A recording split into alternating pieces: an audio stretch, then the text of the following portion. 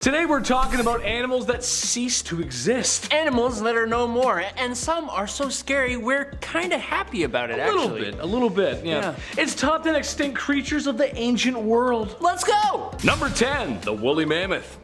What two things are big, loud, hairy, smell like Parmesan cheese, and frequent the New York area? If you said Ray Romano and woolly mammoths, then you're correct. It all comes full circle. Starting off with an easy one for you today, and folks, it's one of my favorites. A creature that's been long extinct. Comedians and primetime family sitcoms. Nah, I'm just kidding. I'm talking about woolly mammoths, the large animals that once roamed the earth. Since these are so common, I thought it would be very fun to do a tale of the tape. Standing anywhere between 2.7 to 3 meters tall in the red corner, weighing in a full 6 tons, the beast from the east, woolly mammoth! Okay, well, they weren't just found in the east, but they were big and interesting creatures, especially since this is one of the few ancient species that we've ever interacted with. Having thick skin and fur made them difficult to hunt. It would take a few blows. However, if a smaller one was taken, it would make for a lasting meal. Interesting creatures. Number 9, Glyptogon.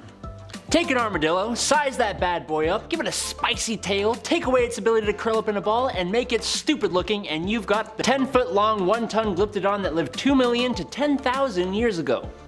Now, it would be easy to mistake this guy with a turtle or a tortoise, but it was in fact a mammal. It also had a soft underbelly that any predator able to flip over this walking Volkswagen Beetle would be able to exploit.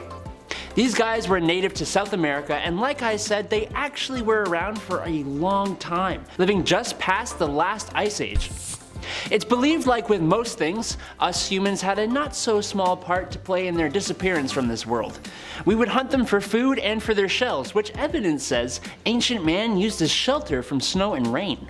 Number 8, Titanoboa. I actually didn't know this one existed either. There's gonna be a trend of large and scary animals here. Well, in the northeastern part of Colombia, a true beast lays still in the jungle, just waiting for a prey to dare come across its path. What would a Titanoboa do if prey came its way? Well, just like its smaller counterpart, it would constrict until you went for a big nap where you would then most likely be swallowed whole. Ugh. Well, at least that's what horror films would want you to think, as recent studies suggest they may have actually only had a diet of fish. If you've ever been on a school field trip to a zoo and got to pet the animals, the boa constrictor is always one of those animals. I don't know why, they always got one on hand, just in their pocket. It's weird, wouldn't fit, but which I don't know why, because if you've ever felt the power of those muscles, well, it would be a very memorable field trip. Just try and imagine that upscaled by 10. I'm glad this one went extinct a long time ago. That's too big of a snake. Too much power. Too much. Number 7, Basilosaurus. When I hear the word basil, I think of a lovely smelling herb. Or I think of old Basil, a kind old man, probably with white hair and a big bald spot and a mustache. Now, thanks to this video, I will think of a 65-foot long sea monster with a 3-foot head and a bite force as strong as a T-Rex. Whales have been around for a heck of a long time, and they have had many different ancestors and cousins. All of them were different levels of odd and terrifying. Basil here was one of the earliest identified ones.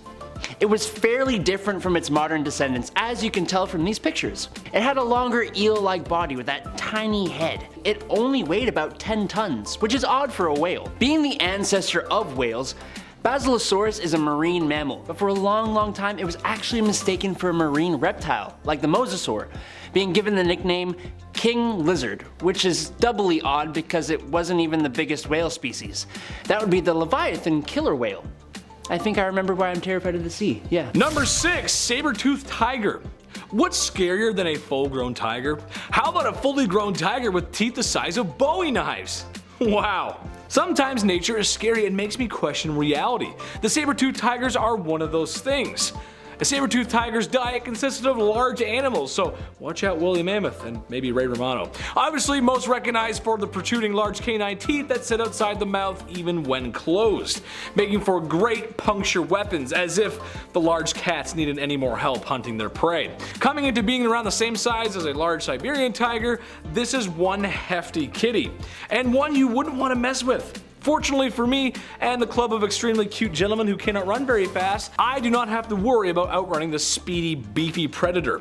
Their extinction is connected to both climate change and a lack of food. Number 5. The Giant Sloth. If all of your information about prehistoric giant ground sloths was gathered from watching the animated Ice Age movies, buckle up. For starters, some of these guys were as big as elephants and one of the biggest land mammals. Other versions were as big as oxen or bears, so these suckers were pretty beefy, which I'm sure Sid the Sloth would be happy to hear. They also mostly walked on all fours, although they probably did stand on their hind legs to reach the top of trees and possibly as a defensive tactic. Ice Age was somewhat correct about how they were a little odd. For example, they probably did actually waddle thanks to their giant feet. They also oddly had teeth on the sides of their mouths used for crushing plants. The giant ground sloths are unsurprisingly related to our modern day sloths, but also to anteaters and armadillos. They were mainly South American mammals, but had different versions all over the Americas from 35 million to 11,000 years ago, until around the time of the Ice Age. Number 4. Gigantopithecus. Put your hands together if you wanna clap as I take you through this monkey rap. DK.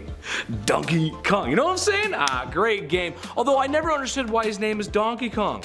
I digress. Why am I bringing up one of Nintendo's beloved mascots? Well, that's because I'm talking giant ape, baby. That's right.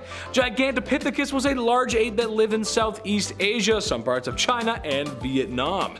Coming in at a whopping 660 pounds, DK here would need to eat a lot of plants, which, judging by teeth and molars and other great apes, suggests he was a herbivore. At least I hope.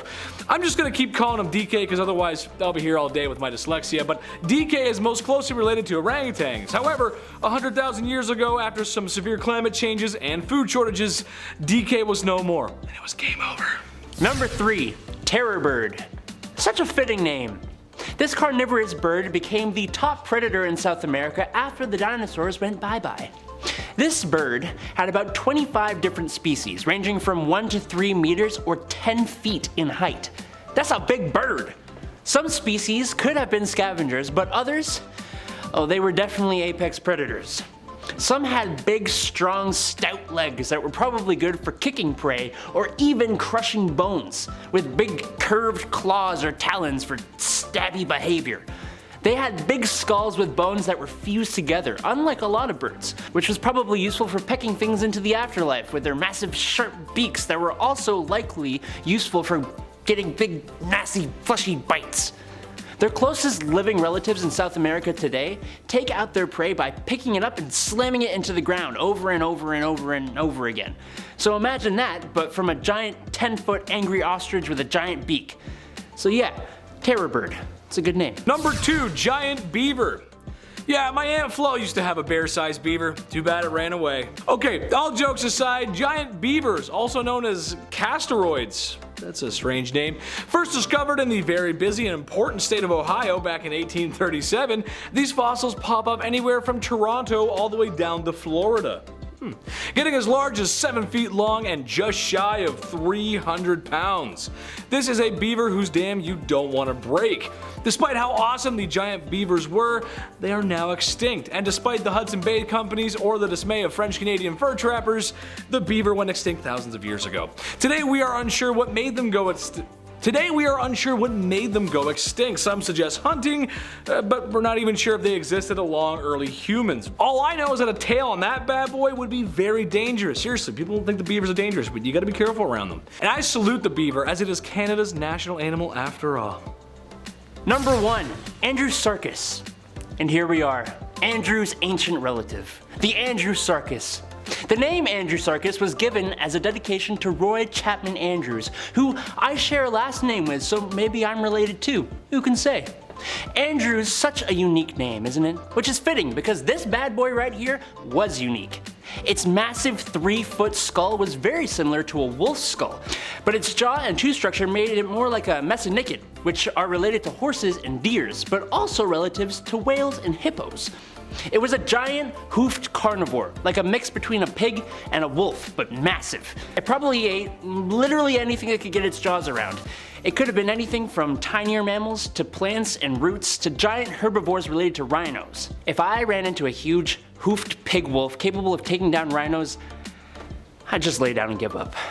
Luckily, it lived 45 to 35 million years ago in Asia, specifically the area around and near modern-day Mongolia. And Andrewsarchus did not adapt well to the changing times and didn't last as long as other ancient creatures on this list. Just like Andrew, we're still trying to figure out exactly what kind of animal Andrewsarchus was. I'm a stinky one. Well, you know what, Andrew? I'm so glad you didn't evolve to be a giant wolf-pig hybrid thing. Well, puberty was pretty difficult for me, so. On that note, thanks for watching, all you lovely little bees. Always remember to give us a like, comment, or subscribe here at Bumblebee. And if you too had a difficult time adjusting to your growing human body like I did, check out our socials down in the description, down below somewhere. Yeah. I've been your host, Adam Andrews. And I've been your other host, Big Chetty. Toodles. Bye. There was this one time that me and my friend were in the forest and there's like a bunch of trilliums. And you're not supposed to pick those, but I totally picked one. You're going to jail. I'm going to jail.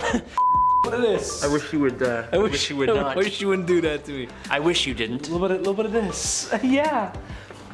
Sorry, dude. I'm no, sorry. it's okay. I just witnessed right. something I never want to see again. What? You heard me? The first Thursday of every month, we talked about this. I think about you in the bathtub sometimes. Anyways. I don't know. That was what I was kind of cringe actually. Was that right? Okay. Great, yeah. You gotta go with that, like 110%. Okay, next time we'll do another tail of tape next time. Number 8. Titanoboa? Whatever. Number 8, Titanoboa. But interestingly, I got a nasty cut on my foot the other day from moving. It's killing me. you tripped on a potty. I tripped on a toilet. It's really embarrassing. Now they're gonna put that in the video. God damn it.